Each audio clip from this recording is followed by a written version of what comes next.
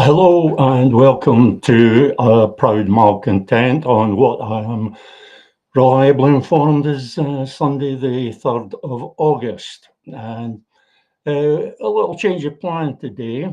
We were intending to have a new feature today, another thing that we're trying out, something that we're calling Conflate Corner. No, Confute Corner. I'm sorry, Confute Corner. And this is a little feature where we're intending to refute some of the myths that exist around the whole constitutional issue here in Scotland. I say we because this is all the idea of my friend Stephen Duncan, who's my go-to guy for anything to do with numbers, statistics, psephology, anything like that. I'm not great with numbers. I'm pretty good with words, but I'm not great with numbers at all. So I always defer to someone more knowledgeable in that area when I'm dealing with numbers. And Stephen Duncan is that man. I was hoping to start that today, but we've had a bit of a rethink on how we're going to do it. So it's now going to start next Sunday, or such as so it's the plan at the moment. I think I can say for pretty much certain that it will start next Sunday. That's Conflate Corner, and we'll be dealing with some of the myths surrounding the constitutional issue. There's a lot of them. I mean, the word myths is chosen advisedly because some of these things are just things that people believe. The others are things that are misrepresentations, lies, basically. People tell lies. Nothing new there. And so it's just a case of putting some of these things right. And the reason that's important is that if we think about the constitutional issue about independence, that is often presented as a journey. And you cannot possibly plan a journey unless you know precisely as possible where you're starting from. You have to identify the starting point first. So if people are putting out stories which totally misrepresent a starting point, then obviously that is not good for Scotland's cause. People have to know exactly where we're starting from. And what I'm going to do today is relates to that because there's a lot of talk this week. I suppose the big story, or in relation to the constitutional issue, is the release of details about what's. I'm going with apologies to Graham. I'm kind of obliged to call the McCormick resolution. This is a resolution which has either been submitted or it is to be submitted for the SNP conference in October. It's being portrayed as a rebel resolution because it's a rival to John Swinney, the leadership resolution, which under normal circumstances would be passed just as a formality. But it's being challenged this year. And one of the challenges is coming from so what I'm going to call the McCormick resolution, because as opposed different from the Newington resolution. The Newington resolution is identified with the Newington and South Side branch. It's their resolution, drafted mainly by Mike Wallace, who I was talking about on Wednesday. But the McCormick resolution is supported by, I believe, 43 branches. So we now have these two competing rival resolutions, if I can put it that way. I dealt with the rival resolution, the McCormick resolution, and the Swinney resolution in a blog earlier this week, and I discounted both for the very obvious reason that they're not actually plans for independence. They don't lead to independence. Neither one of them has independence as its endpoint. Both of them end at negotiations with Westminster. Now, that may lead to independence. It probably won't, not the way Westminster behaves, not with Westminster's attitude. So ending at negotiations with Westminster is very much not the same as independence. So where these resolutions both end at negotiations which in fact can only be for a Section 30 order, a Section 30 referendum, because that is the very most that the UK government could conceivably concede. So these negotiations can't be for anything else. Alapa talk about negotiations for independence. Well, yeah, why? Why? And on the one hand, they're saying that the people of Scotland have voted for independence in this de facto referendum that they say the 2026 election will be. They say the Scottish people have voted for independence. They say the Scottish people are sovereign. That should be the end of the matter. If it's sovereign, our word is the last word. We are the ultimate political authority. So it's contradictory. It's internally contradictory because they say that we are sovereign. They say that we have expressed our will, and then they say, but then we're going to have negotiations for independence with Westminster. It makes no sense. It makes no sense. No plan, no SNP resolution, no plan makes any sense unless it actually has independence as its endpoint. And as you'll be expecting to hear from me, there is only one plan. There's only one plan. Yeah, there's been quite a few people trying to get me to shut up about this lately. Somebody on Facebook the other day posted something about how I'm always going on about the one thing and how it gets to be a bit tedious. Well, tough. I am focused on the one thing. I'm focused on the constitutional issue because somebody has to be. There's too much focus on elections and electoral success and the rewards that go with that. Somebody has to focus on the constitutional issue and figure out all the problems associated with it without being distracted by thoughts of being elected and the salary and the status and the short money that goes with that. So I make no apology if I talk about and write about little else, because this is without doubt the most important matter facing Scotland at the moment. I'm talking about the constitutional issue. There is no more important matter facing the people of Scotland at this moment. As I was saying, there's only one plan which actually has independence as its endpoint, and that is the Scottish UDI plan.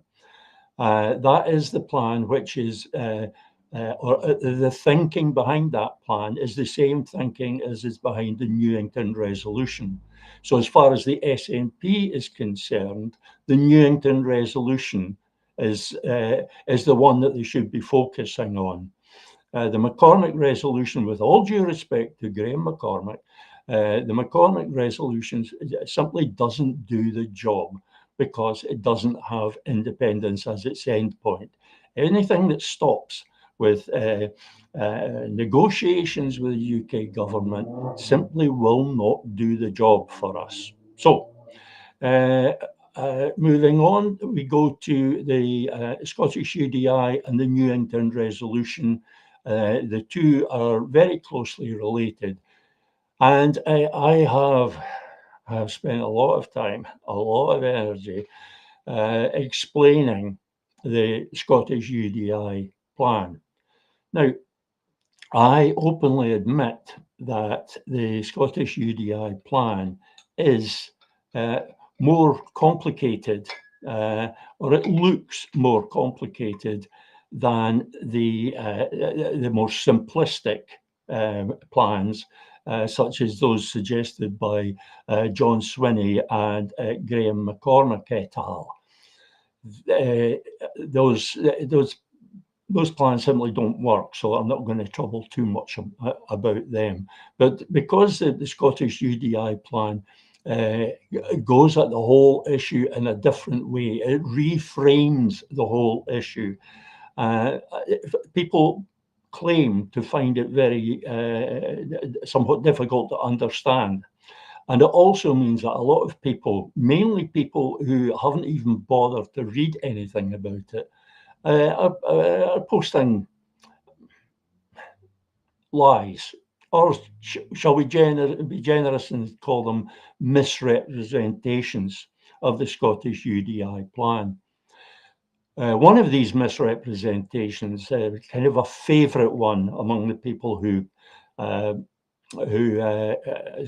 write about it or speak about it from a position of proud ignorance, is that it is undemocratic because it doesn't allow the people a say.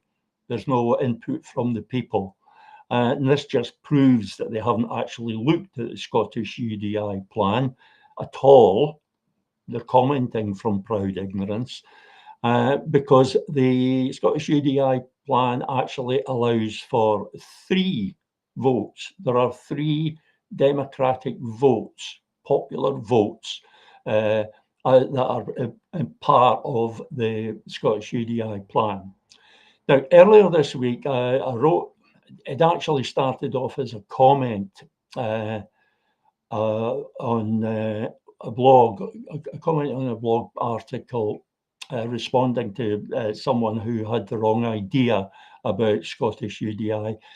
And it ended up being an explanation of Scottish UDI.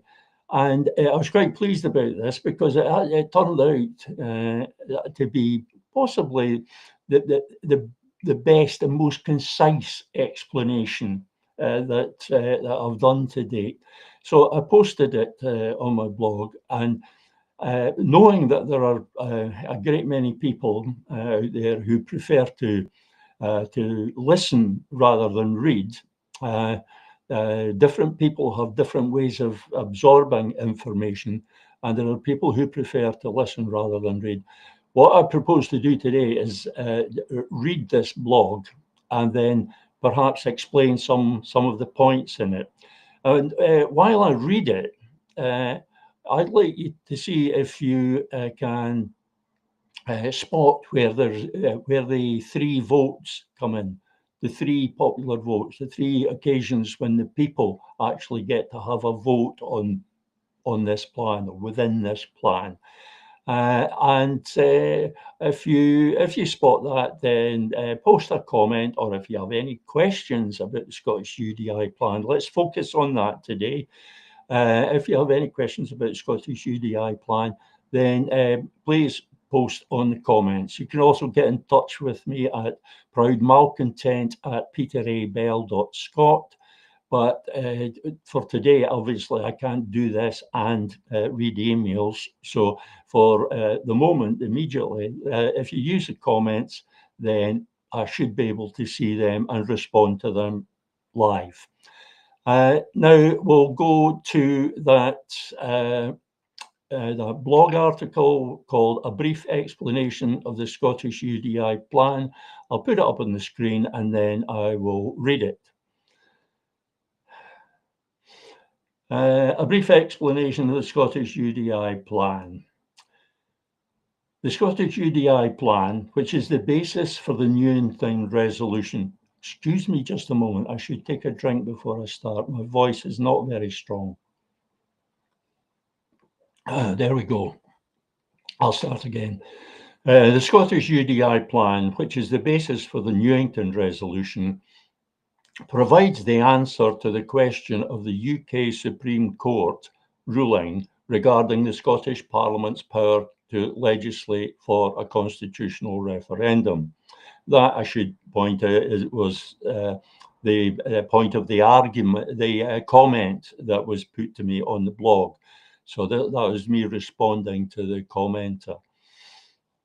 The idea that any and all legal challenges are to be avoided is part of the Sturgeon doctrine. Contrary to this nonsense, at some point, legal challenges must be faced and overcome. If we are not prepared to do that, we will never restore Scotland's independence. The important thing is to pick your fights cleverly. Where you can choose the ground and time of engagement, do so wisely. If you don't, your opponent will choose the ground and time that suits them. Sturgeon's referral of the draft referendum bill to the UK Supreme Court is a prime example of picking the wrong fight and choosing the wrong ground and the wrong moment. We should learn the lesson of that unpleasant experience. The Scottish UDI solution to the UK Supreme Court ruling problem is to take the fight onto the ground of human rights, and thus into the realm of international law and the international courts, the European Court of Human Rights and or the International Court of Justice.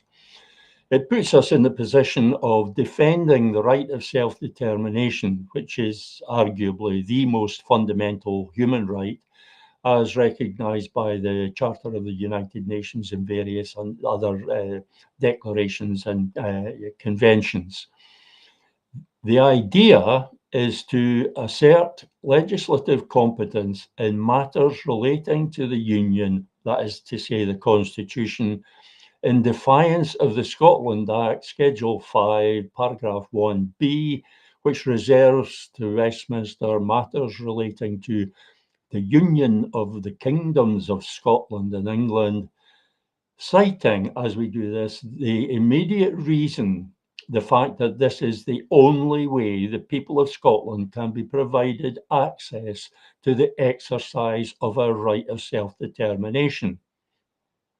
If this prompts a legal challenge by the UK government, we will then be in the position of defending a human right in an action which must ultimately go to the international courts. It is quite possible that the UK government will choose not to challenge the action of the Scottish Parliament, as it would be advised by its lawyers that it doesn't have strong grounds, and that the grounds that it did have would involve stating in open court things it would prefer not to say in public. The only grounds available to it being either to claim that the people of Scotland do not qualify for the right of self-determination, or that the Section 30 process provides the means by which the people of Scotland can exercise a right of self-determination, which is why the Section 30 process must be repudiated now. This paragraph probably needs a bit more explanation. The thinking behind this is that when we move it onto the ground of human rights, we are defending, and we should not challenge the British state. We should not take them to court. We should act and then let them try and stop us. If you look at past independence movements that have succeeded, you'll possibly recall the James Murphy comment from the National, which has been is now posted a lot on social media, and I did an article about it myself on my blog. it shows how so many previous independence movements succeeded because they acted and then defied a challenge to their action. And this is what is missing from the other SNP resolutions and other so-called plans for restoring independence. The independence bit must come first. Not negotiations with the United Kingdom, not negotiations with Westminster, because we cannot go into those negotiations as a subordinate part of the United Kingdom. That would put us in a very, very weak position in those negotiations. We must go into those negotiations as an independent country so that we are on an equal status. We have equal status with the rest of the UK. So that is why it's important that any plan, as outlined in an SNP resolution or anywhere else, must end up at independence. Then you go on to negotiations. If the plan puts negotiations before a declaration of independence, then it simply will not work. And the grounds on which we take or we answer the challenge, having taken it onto into the realm of human rights, the UK government can only respond to that in two ways. It can say that we don't have the right of self-determination, which is going to be rather difficult because it's problematic for them because they have already acknowledged a right of self-determination, and we have a strong case there under the United Nations Charter, which defines the right of self-determination as a human right and therefore a universal right and an inalienable right. So being inalienable, it can't be something that they switch on and off. It can't be there when it suits them, as when they signed the Edinburgh Agreement, and then not there when all of a sudden it doesn't suit them. That's the way the British state works. Britannia waves the rules, but it's not the way the world works, and it's certainly not the way international law works. So this is where we get the advantage of going on into the international courts in the realm of international law. It's worth saying at this point also that even the UK Supreme Court would have difficulty in striking down this action or declaring it unlawful, because they would be striking down the right of self-determination. And that would be problematic for them. So, the UK Supreme Court isn't the obstacle that people might think it is. The other grounds that UK might have for challenging the Scottish Parliament's asserting of its legislative competence in the area of the Constitution, or a challenge at any point in the plan. The other, apart from trying to deny that Scotland is a nation and that the Scottish people have a right of self-determination, they could claim that there is already an existing process, that they could say that our claim that this is the only way that we can get access to the exercise of our right of self-determination, that is to say, vote for it in a proper constitutional referendum. They could say that that is not true. They could say that there is an existing process within the UK whereby we can exercise our right of self-determination, and that is the Section 30 process, at which point the judges in the international courts will collapse laughing on the floor, because the Section 30 process is absolutely nothing like a proper constitutional referendum. It is consultative, it's non-determinative, it is non-self-executing. It allows for conditions to be set by what in the eyes of the UN is the administering power, the colonizer. It just disqualified on so many different grounds from being the full and proper exercise of our right of self-determination. So they wouldn't get very far with either one of those, and their lawyers would very likely advise them not to challenge it and to fight another day. We'll have to wait and see on that one, but at least it puts the British government, the British state, on the defensive. Now, wouldn't that be a pleasant change? Let's go back to a simple explanation of the Scottish UDI process. The Scottish UDI plan is to use the 2026 Scottish Parliament election to generate a strong mandate for the action outlined above. That is to say, the Scottish Parliament asserting its legislative competence in constitutional matters. The aim would be to create a super mandate. Don't get that confused with a supermajority. A supermajority is useless. There's nothing that you can do with 76 MSPs that you can't do with 67. The whole supermajority thing is overblown. Okay, it's a lot of fun. The idea of kicking unionists out of the Parliament is a lot of fun, but it's not the unionists in Parliament that are blocking independence. It's the Scottish government. It's the Scottish government's failure to act that's blocking independence. The unionists, so long as they're in a minority, they can do nothing.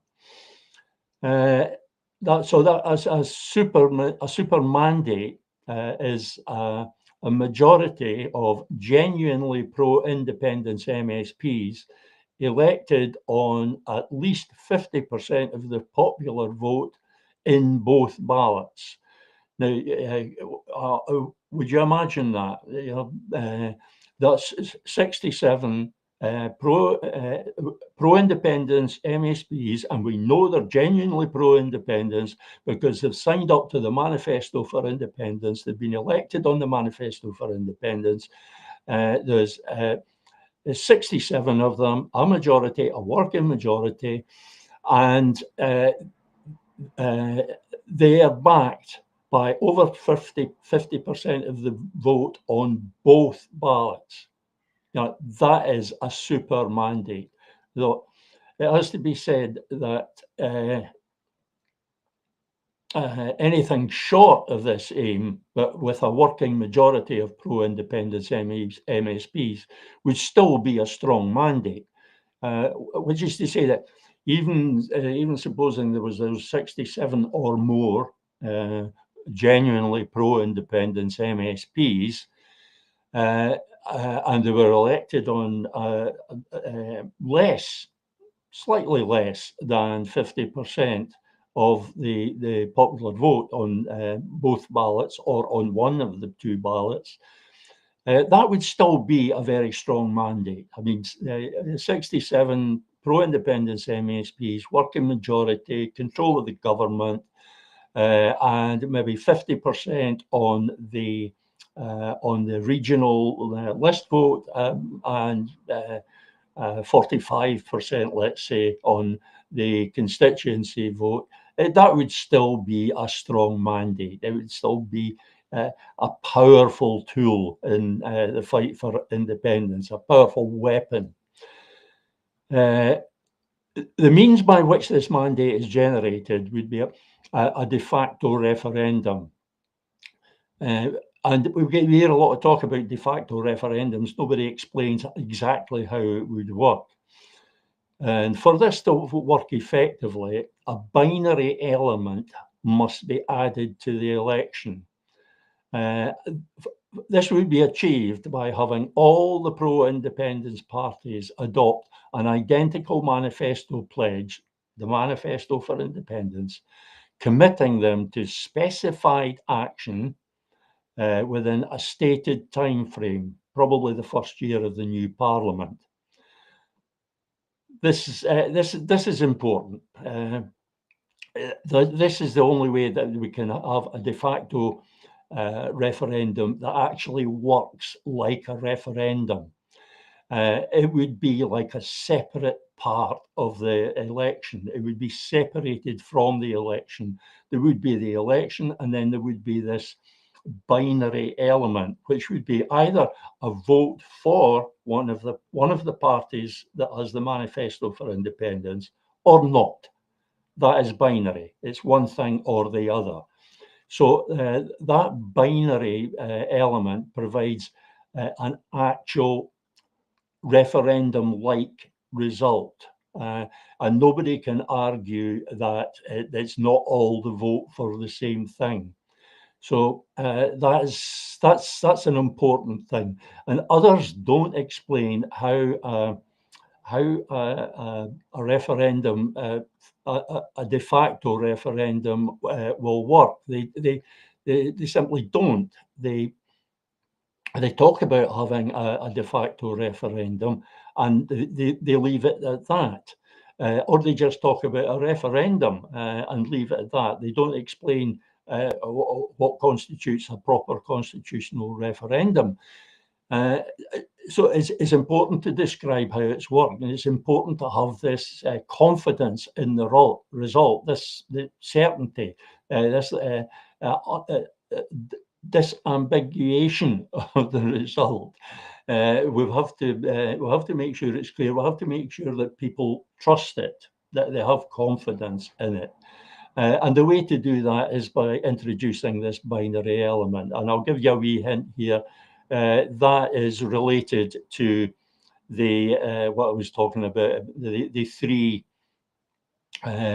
votes. So we'll think about that. And I'll finish up the blog article. Recognising that Scotland's political caste is notoriously disinclined to bold and imaginative action, aren't they just? The Scottish UDI plan proposes incentivising all the nominally pro-independence parties by means of a public petition urging adoption of the Manifesto for Independence.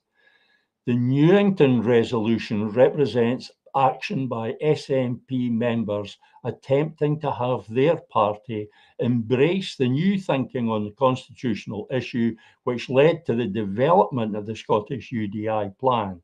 The hope is that other parties will follow suit. The petition, I have to say, is very important. It's important because this is what puts pressure on the political parties. There is an election looming. An election is the only time that we have leverage over the political parties.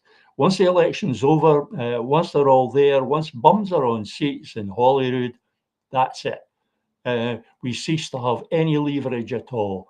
We barely have influence. We can't even access our MSPs, as a lot of people have found, particularly with the SNP.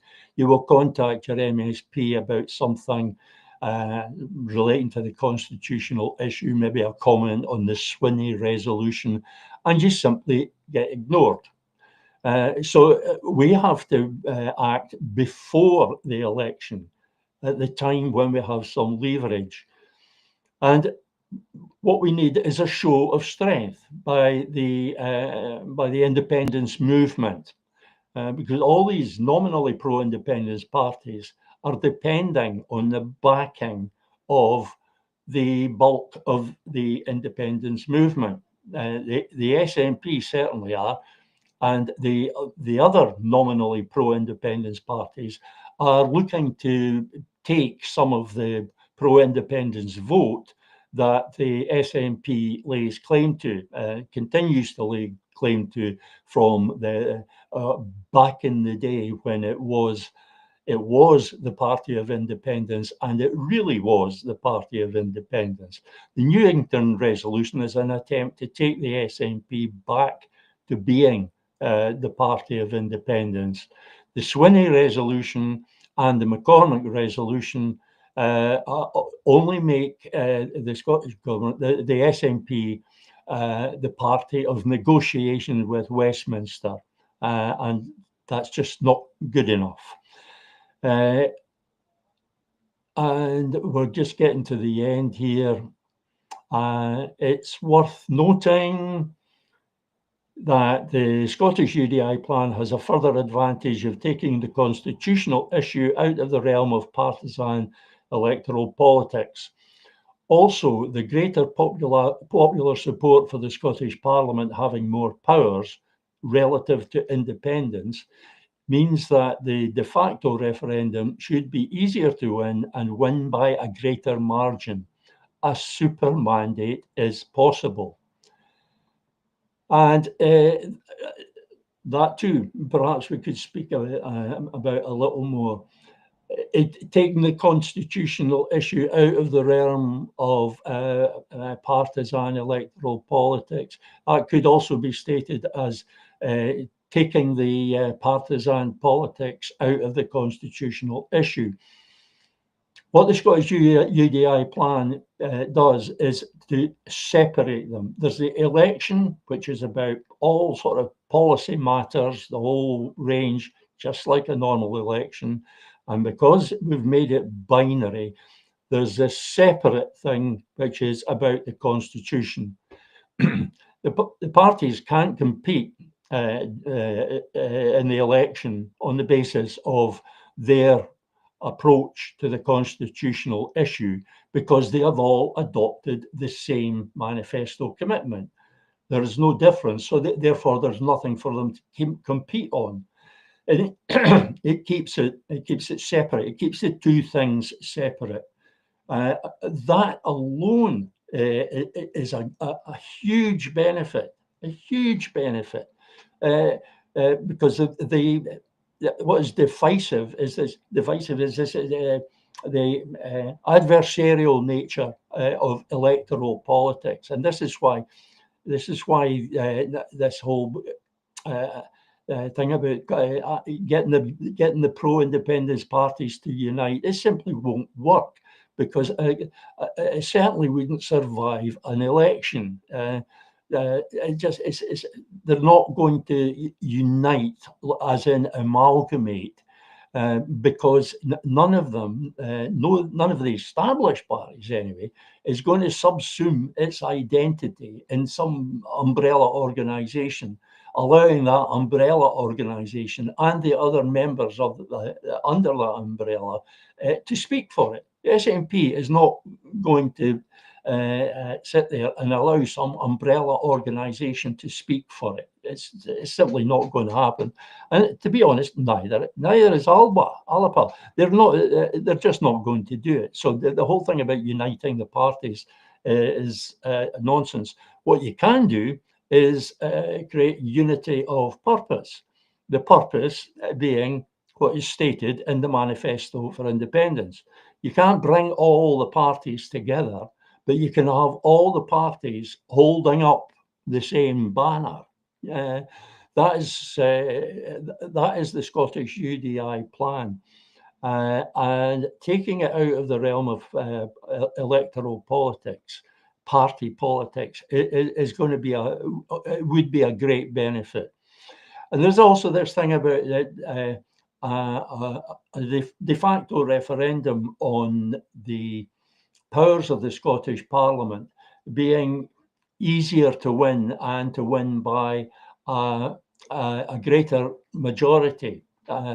That is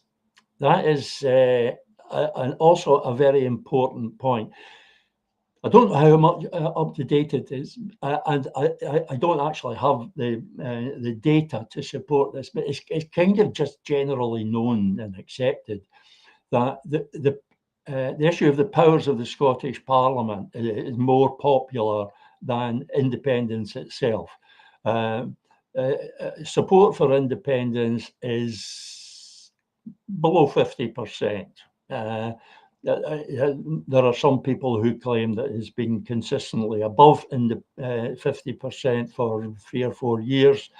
And I was talking earlier about the Confute Corner feature, which we're planning for next Sunday. And that will be one of the myths that I will be confuting with help from Steve Duncan. Things like the Scottish Social Attitudes Study over time have consistently shown that when people are asked about specific powers, they generally say that those powers should be with the Scottish Parliament. It was a strange thing during the, I should say, it's a majority for everything except defence and foreign affairs.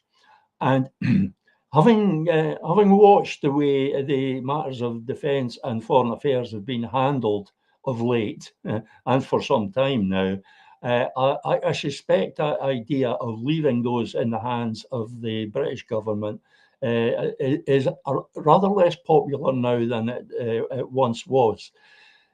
But most people are in favour of additional powers, of various powers going to the Scottish Parliament. I would prefer to put that as not being withheld from the Scottish Parliament, because it is the Scottish Parliament and all powers rightfully belong with the Parliament that we elect, not the one where we have no influence whatsoever. So it was a strange thing during the 2014 referendum. I remember writing at one point that when people were asked about independence, there was a large, but still a minority, but still a minority in favour of independence. But when they were asked about the individual powers, like control of land policy, sorry, I'm not thinking straight here. The individual powers, when asked about them, like full control over tax and welfare and such like, when asked about them, people said, should be Holyrood, should be the Scottish Parliament. And when you went through them all, the way it turned out was that if asked about the individual powers, people were actually in favour of independence, because when you added them all together, it was independence, because when you added all them together, there's no way that defence and foreign affairs is going to be left out of it. So they were actually in support of independence when it was expressed in terms of the powers of the Scottish Parliament. So having a de facto referendum, especially one that is genuinely binary, having a de facto referendum on the matter of the powers of the Scottish Parliament is likely to attract more support. It's going to be an easier sell to the electorate than just independence, especially when that is not defined. It's not a defined term. The legislative competence on constitutional affairs, that is defined. That you know exactly what that means. You don't know exactly what independence means, because for years we've had all different parties and different organizations, different groups, different individuals, all presenting different visions of what independence means, with the result that nobody really knows what it means or what it implies. But you can make a very clear statement regarding the powers of the Scottish Parliament. So more people are likely to vote for it, and it will be easier to get a large majority, which is important, very important. We have to make this convincing. That's something else that I've been writing about recently, that when we vote for independence, when we vote in a proper constitutional referendum, that vote has to be conclusive. If you notice what happens with both the Swinney resolution and the McCormick resolution, we vote, and then what have we voted for? we voted for negotiations with the British government, negotiations about what. It's not conclusive. It's not a conclusive vote for independence, although that's the way it's presented during the election, when it's being used as an electioneering device. It said, well, they tell you this is a vote for independence. They don't tell you this is a vote for negotiations with the British government. It's a vote for independence, they'll say. But then it isn't a vote for independence. It's not a conclusive vote. It can't be conclusive, not least because it's not binary the way they propose to do it. It's not binary. It's not clear enough, and independence isn't well enough defined. So give people something that is well enough defined and something that they find it easy to vote for. If you want somebody to do something, you make it easy for them. So we want people to vote for something that will progress Scotland's cause, so we make it easy for them. And the way to make it easy is to make it about the powers of the Scottish Parliament. And right, where was I going next? I'm not at all sure. There must be something else. I was hoping for some comments or questions here. I don't want to get into going on and on about these other resolutions. I just have to say the Newington resolution is the one that is really radical. It is the one that is really bold.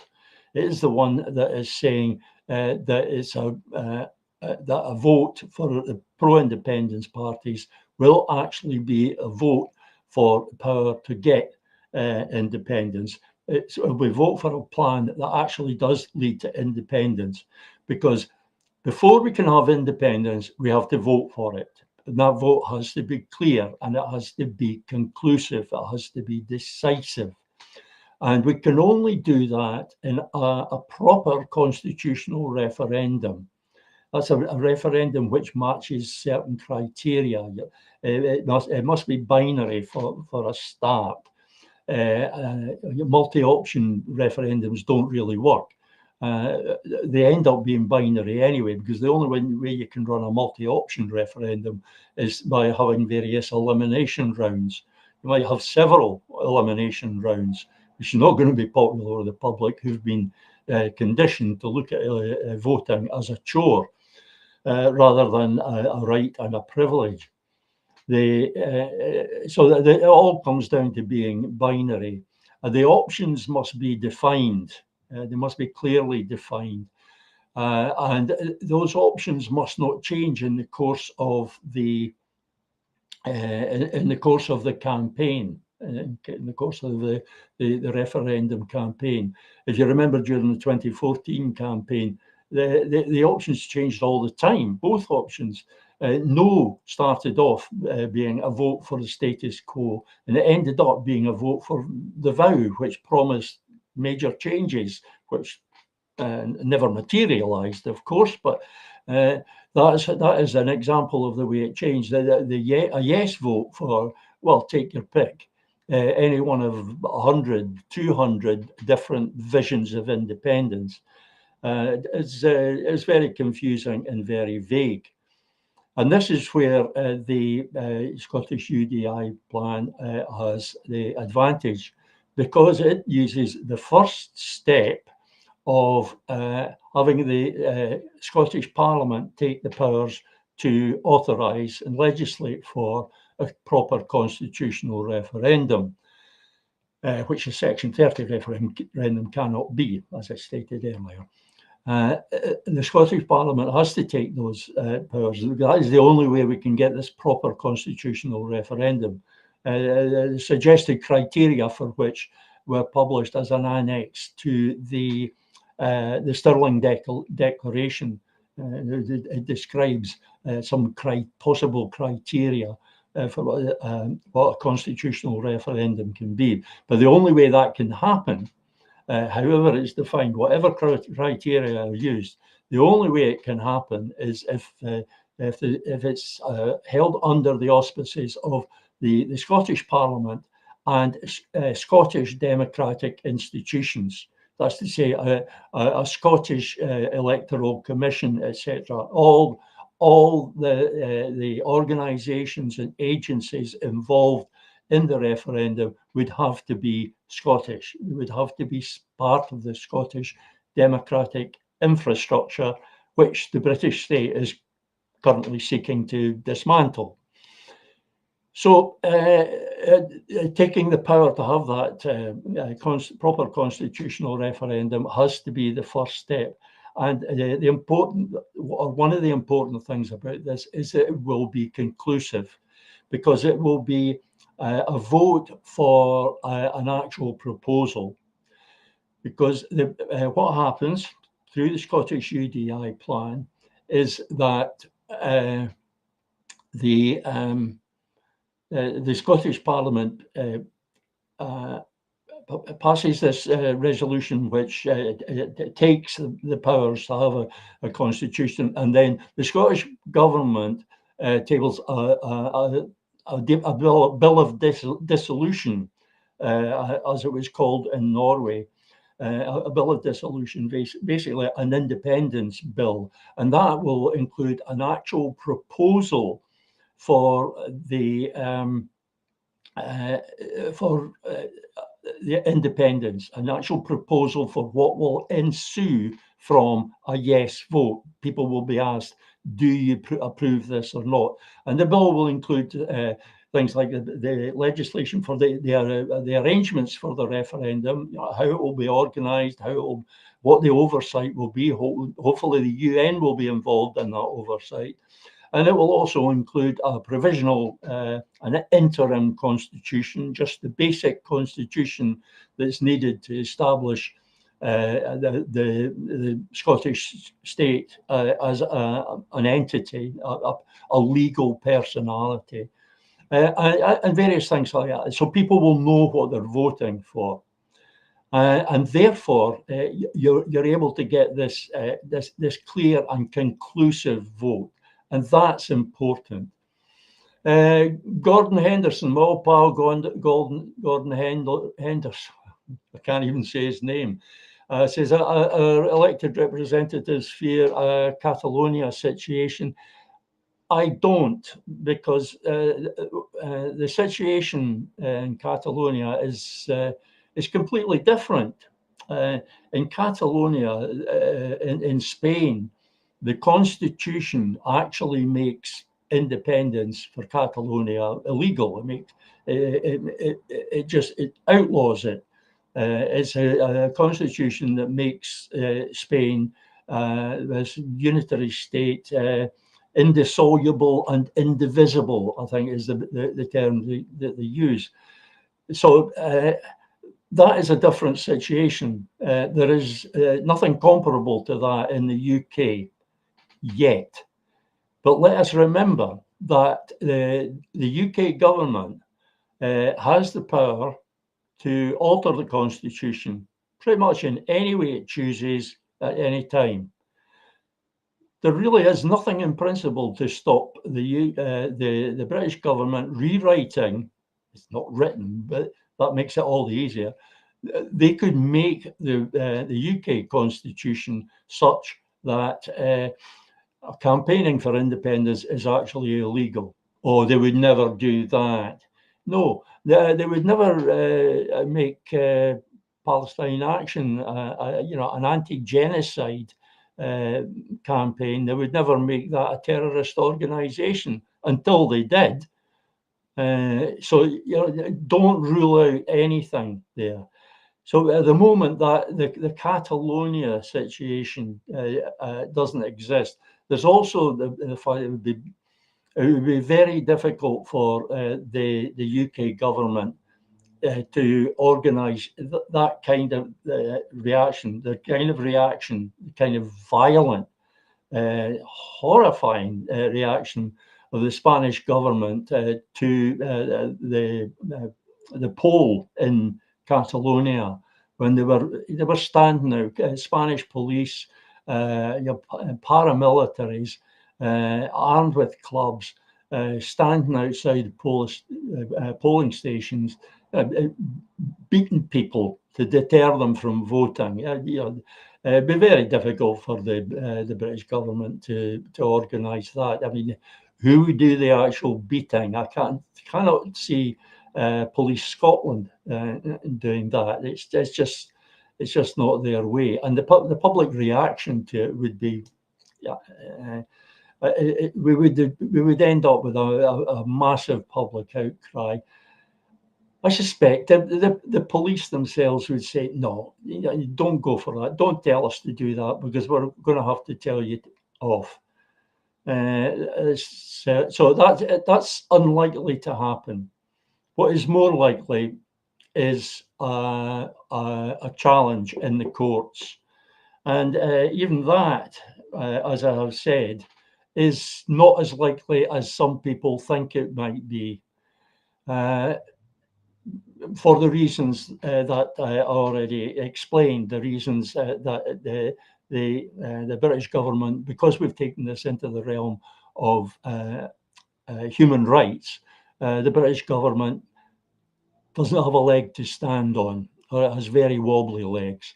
It doesn't want to have its lawyers stand up in court saying, "Oh, Scotland isn't really a country.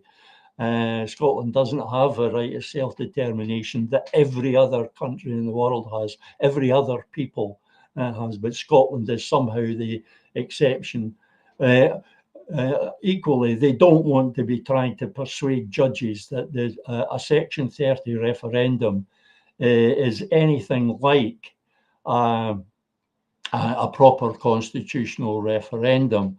And it would be very easy for Scotland's lawyers in that case to knock down those arguments.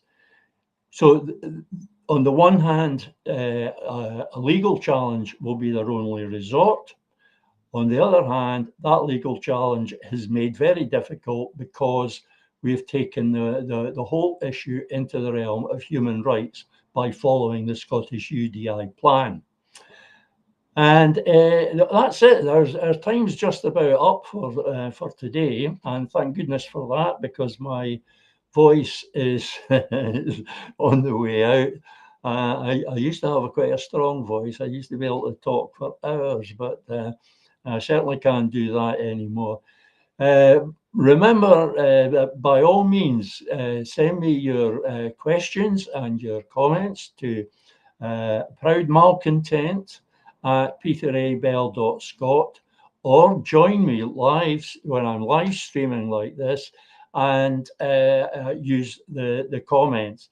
These live streamed shows will be available afterwards as podcasts on both my WordPress and my Substack blogs and on my YouTube channel. These things are not difficult to find. A search for a Proud Malcontent will find these things, and I welcome all questions and comments.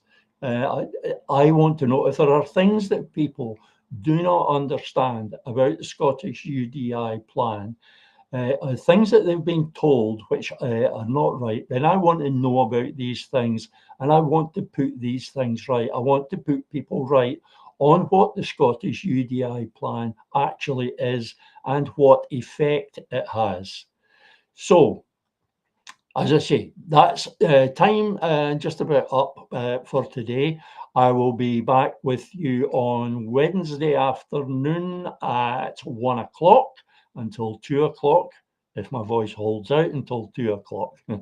And I'll leave you till then. We'll see what happens on Wednesday. Thanks very much for joining me, and see you on Wednesday. Bye.